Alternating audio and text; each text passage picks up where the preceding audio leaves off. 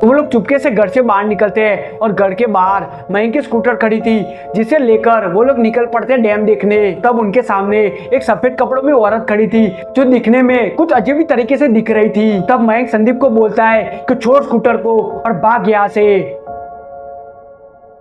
दोस्तों, होलिका दहन की रात आमतौर पर एक ऐसी रात होती है जिस रात में सबके घरों की नेगेटिविटी और नकारात्मक को जलाकर खाक कर देती है। लेकिन दोस्तों, कुछ लोगों के साथ कभी कभी कुछ ऐसी घटनाएं घट जाती है जिसके बाद उसका पूरा घर और परिवार उस सदमे से कभी बाहर नहीं निकल पाता। तो दोस्तों, राजस्थान में रहने वाले एक साधारण परिवार के साथ कुछ ऐसी घटना घटी जिसे सुनकर हर किसी के होश उड़ गए और पूरे 6 साल के बाद भी वो परिवार आज भी उस सदमे से बाहर नहीं निकल पाया।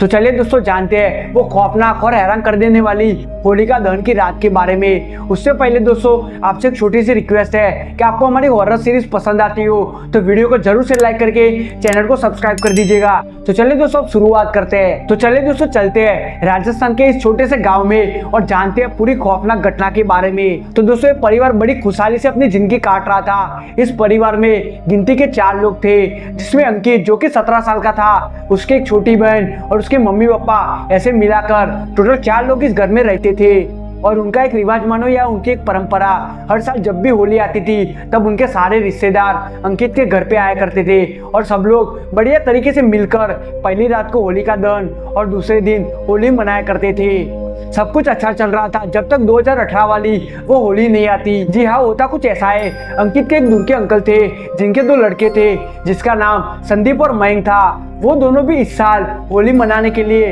अंकित के घर पे आए थे। वो देखने के बाद वो बहुत ज्यादा खुश हो जाते हैं। दरअसल ये लोग बड़े बड़े शहरों में रहा करते थे, जिसकी वजह से उनको कभी कभी मौका मिलता था गाँव में जाने का, जिसकी वजह से वो जब भी गांव में जाते थे तो वो बड़ा खुश होते थे और गांव की खूबसूरती को निहारते थे। और जिसकी वजह से संदीप और मयंक दोनों बहुत ज्यादा एक्साइटेड थे कि इस बार हम गांव में होली मनाएंगे। तो वो पूरे दिन भर होलिका दहन की तैयारी करते हैं और फिर रात को बढ़िया तरीके से होलिका दहन का पर्व मनाते हैं। और बाद में होलिका दहन के बाद सब लोग मिलजुल कर बाहर आंगन में बैठते हैं और खाना खाते हैं।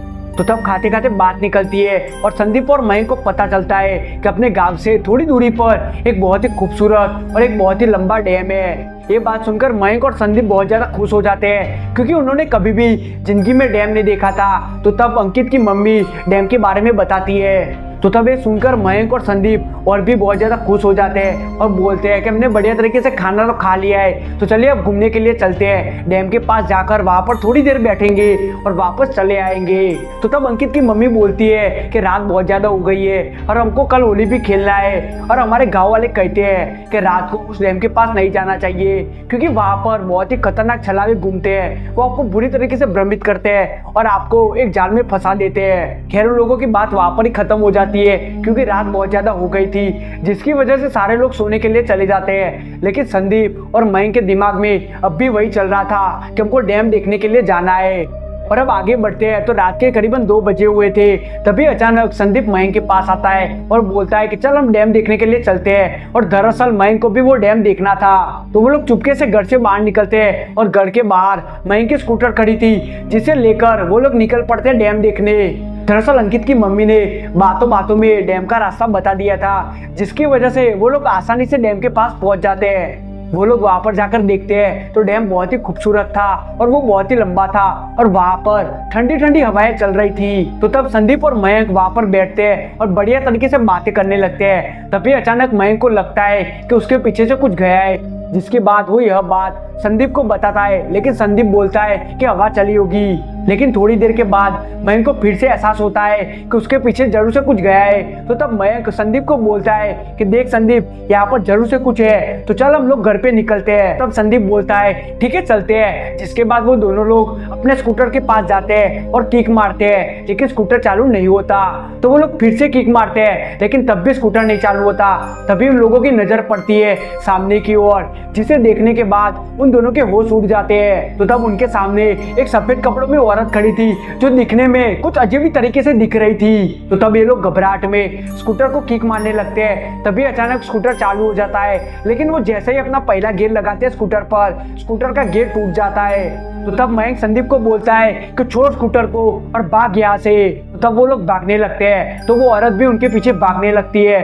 तभी अचानक संदीप का पैर एक पत्थर को जाकर लगता है, जिसके बाद वो अपने मुंह के बल गिरता है और वो वहां पर बेहोश हो जाता है।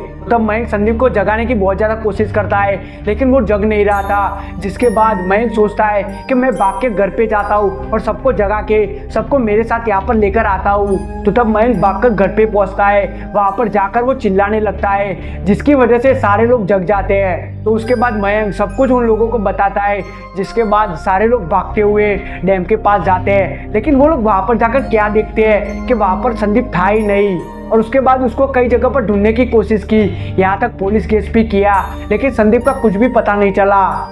और आज भी उस गांव के लोग रात को उस डैम के पास जाने से डरते हैं। तो दोस्तों, मैं उम्मीद करता हूँ कि आपको आज की ये हॉरर वीडियो जरूर से पसंद आई होगी। अगर पसंद आई है तो वीडियो को जरूर से लाइक करके चैनल को सब्सक्राइब कर दीजिएगा। तो चलिए दोस्तों, मिलते हैं एक और नई कमाल की हैरान कर देने वाली वीडियो के साथ। तब तक के लिए बने रहिए हमारे साथ। जय हिंद, जय भारत।